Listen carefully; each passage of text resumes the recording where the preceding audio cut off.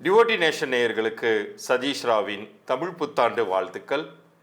இந்த வருடம் ஏப்ரல் 14 குரோதி வருடம் நிறைவடைந்து விசுவாவசு என்கின்ற தமிழ் மாதம் புத்த ஆண்டு துவங்குகிறது.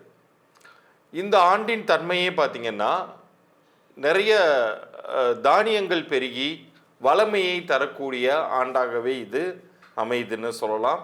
மேற்கொண்டு இந்த ஆண்டு பிறக்கும் பொழுது அனைத்து ராசிகளுக்குமே ஏதேனும் ஒரு வகையில் நன்மை தரக்கூடிய கிரக சூழ்நிலைகள் அமைஞ்சிருக்கிறதுங்கிறது ஒரு அற்புதமான ஒரு விஷயம். எந்த ஒரு வருடத்திலும் இல்லாத அளவிற்கு இந்த வருடம் 4 கிரகங்கள் பயிற்சி அடைவது இது ஒரு தனி சிறப்பு. ராகு, கேது, குரு, சனி எல்லாமே பயிற்சி அடைந்து ஏதேனும் ஒரு வகையில் ஒவ்வொரு ராசிக்குமே ஒன்று கைவிட்டாலும் மற்றொன்று கை தூக்கி விடக்கூடிய வகையில் அமைஞ்சிருக்கு அப்படிங்கிறது ஒரு நல்ல ஒரு விஷயம். சரி, அப்படியே அமையல, சில தோஷங்கள் இருக்குன்னா அதற்கு என்ன செய்யணும்? நிரந்தர தீர்வாக எண்கள் உங்கள் லைஃப்பில் எப்படி மாற்றத்தை ஏற்படுத்தும்? உங்களுடைய பெயர் ஸ்ட்ராங்காக அமைந்தாலே கிரகங்களுடைய தன்மையை தாண்டி உங்களால் வெல்ல முடியும். அதற்கான இலவச குறிப்பு கூட நான் ஒவ்வொருவருக்குமே தருவதாக இருக்க. அதற்கான குறிப்பு இந்த பகுதியோடைய இறுதியில் வருது, பார்த்து பயன்பெறுங்கள். இந்த விஸ்வாவசு பிறக்கும் பொழுது மேஷ ராசியில் சூரியனும், ரிஷப ராசியில் குருவும், கடகராசியில் செவ்வாயும், கன்னி ராசியில் கேதுவும், துலாம் ராசியில் சந்திரனும், கும்பராசியில் சனி கிரகமும், மீன ராசியில் ராகு, சுக்கிரன், புதன் ஆகிய கிரகங்கள் அமர்கின்றன.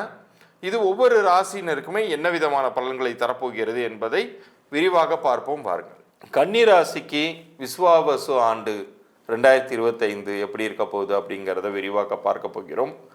கன்னி ராசிக்கு இனி கொண்டாட்டம் தான். ஒரே வார்த்தையில் சொல்லணும்னா அவ்வளோதான். இவ்வளோ நாள் பட்ட திண்டாட்டங்கள், வலி, வேதனைகள் எல்லாமே விலகி ஓடி உங்களுக்கு நல்லது பண்ண போகுது. முதல் சூப்பர் ஹீரோவாக உங்கள் லைஃப்பில் வரப்போகிறவர் உங்களுக்கு ராகு, கேது. 6ஆம் வீட்டில் ராகுவும் 12ஆம் வீட்டில் கேதுவும் மிக சரியான இடங்கள். ராகு, கேது அப்படிங்கிற 2 சர்ப்ப கிரகங்கள் அதனுடைய நன்மை தரக்கூடிய வீடுகள் எதுன்னு கேட்டிங்கன்னா 6, 12 தான். அந்த 6, 12ஆம் வீட்டில் வரக்கூடிய ராகு, கேது நிச்சயம் உங்களுக்கு மிகப்பெரிய உயர்வுகளை தரும்.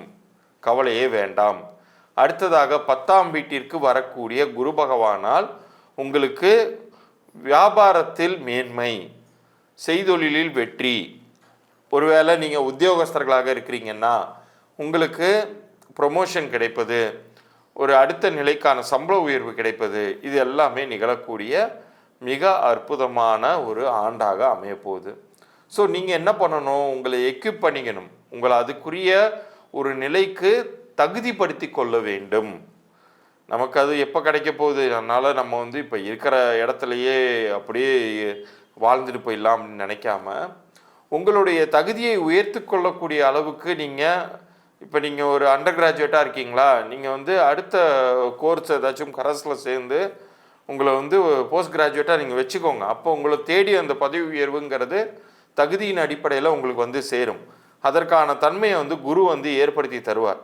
மிக சரியாக உங்களுக்கு அது வெற்றி வாய்ப்புகளாக அமையும். இதில் எந்த விஷயத்தில் ஜாக்கிரதையாக இருக்கணும்னா, 7ஆம் வீட்டில் அமரக்கூடிய சனி உங்களுக்கு பெரிய கெடுதல்கள் எதுவும் செய்ய மாட்டார் அப்படின்னாலுமே கூட ஆரோக்கிய குறைபாடுகள் அப்படிங்கிறது நிகழலாம். ஸோ ஆரோக்கியத்தில் நீங்கள் கொஞ்சம் கண்ணும் கருத்துமாக இருக்க வேண்டிய ஆண்டாகவே இது இருக்குது. ஹெல்த் அசார்ட்ஸ் ஏதாச்சும் ஒரு சின்ன ஒரு உடல் உபாதைகள் வந்தால் கூட அது என்னங்கிறத ஆரம்பத்திலேயே கண்காணித்து அதை சரி செய்து கொள்ளுங்கள். இந்த ஆண்டு முழுமைக்குமே உங்களுக்கான அதிர்ஷ்ட எண்களாக நீங்கள் எடுத்துக்கொள்ள வேண்டியது 5, 14, 23. இது அப்படியே நீங்கள் நம்பர்ஸாகவும் கடைபிடிக்கலாம்.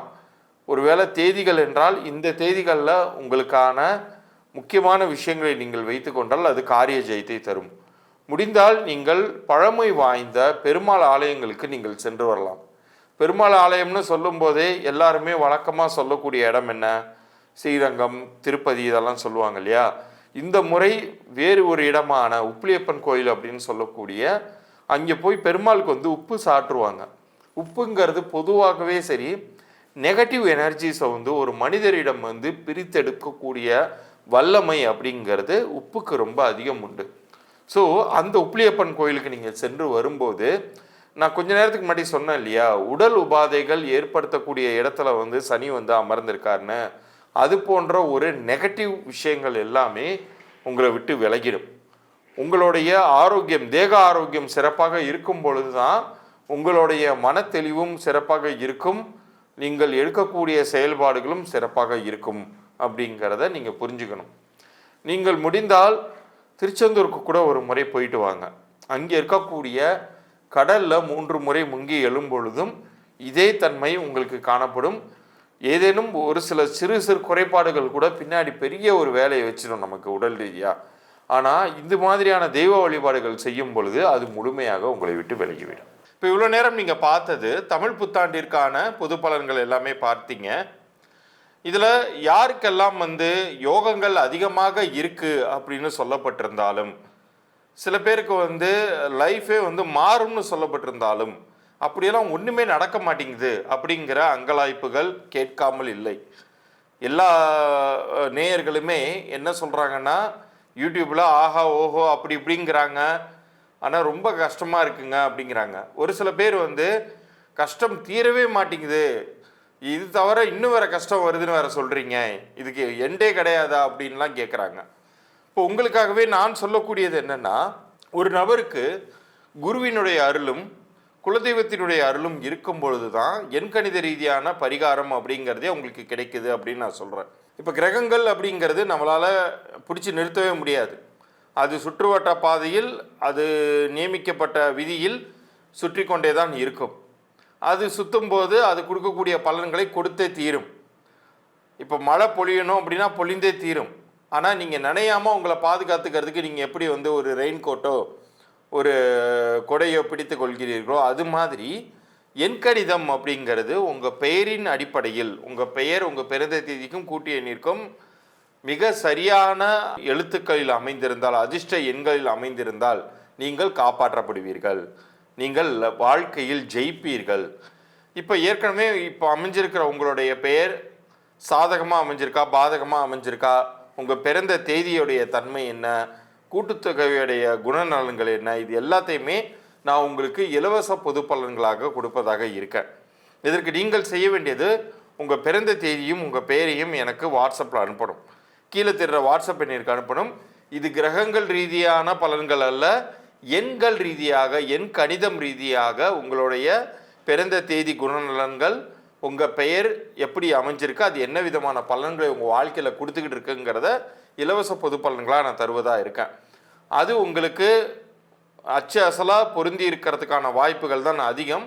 ஏன்னா கணிதம் அப்படிங்கிறது வந்து ஒரு மனிதனை அளப்பதற்கும் அவனுடைய கால விதிகளை பற்றி ரகசியங்களை சொல்வதற்குமே பயன்படுத்தப்படுது. ஸோ இதில் வந்து உங்களுக்கு மாற்றங்கள் அப்படிங்கிறது கண்டிப்பாக நல்ல மாற்றங்கள் ஏற்றங்கள் தரக்கூடிய வகையில் உங்கள் பெயரை அமைத்து கொள்ள முடியும். அதை பற்றின குறிப்புகள் எல்லாமே என்னுடைய இலவச பொது பலன்களில் இருக்கும். உங்களுடைய பெயரை திருத்தம் பண்ணுவதற்கான கன்சல்டேஷன் ப்ரொசீஜர், ஒருவேளை பெயர் சரியாக அமையலை, அது என்ன பண்ணணும், என்ன செய்தால் உங்களுக்கு நல்விதி கிடைக்குங்கிறத பற்றி எல்லாமே அந்த பொது பலன்களை நான் சொல்லுவேன். அது பிடித்திருந்தால் மேற்கொண்டு கன்சல்டேஷன் ப்ராசஸ்க்கு நீங்கள் போகலாம். இது வியாபாரிகளுக்குமே பொருந்தும். நீங்கள் செய்யக்கூடிய வியாபாரம் எவ்வளவு செய்துமே அது லாபங்கள் தரலன்னா உங்கள் வியாபார பெயர் உங்கள் பிறந்த தேதியோடு எனக்கு அனுப்புங்க. அது பொருந்திருக்கா இல்லையாங்கிற தகவல்களை உங்களுக்கு சொல்லி அனுப்புகிறேன். குழந்தைக்கு பேர் வைக்கணும் அப்படின்னாலும் குழந்தையுடைய பிறந்த தேதி நேரம், குழந்தைக்கு நீங்கள் பேர் அமைச்சிருந்தீங்கன்னா அந்த பேரை அனுப்புங்க. இல்லாட்டினா பிறந்த தேதியும் நேரத்தை மட்டும் அனுப்பிச்சி விடுங்க. நான் எப்படி பலன்கள் சொல்லுவேன், உங்கள் குழந்தையுடைய பிறந்த தேதியின் ஸ்பெஷாலிட்டியெல்லாம் என்னங்கிறதெல்லாம் சொல்லி உங்களுக்கு பொது பலன்களை அனுப்புகிறேன். அது பிடித்திருந்தால் மேற்கொண்டு என்னுடைய கன்சல்டேஷன் நீங்கள் எடுத்துக்கொள்ளலாம். மீண்டும் அடுத்த பதிவில் சந்திப்போம். நன்றி, வணக்கம்.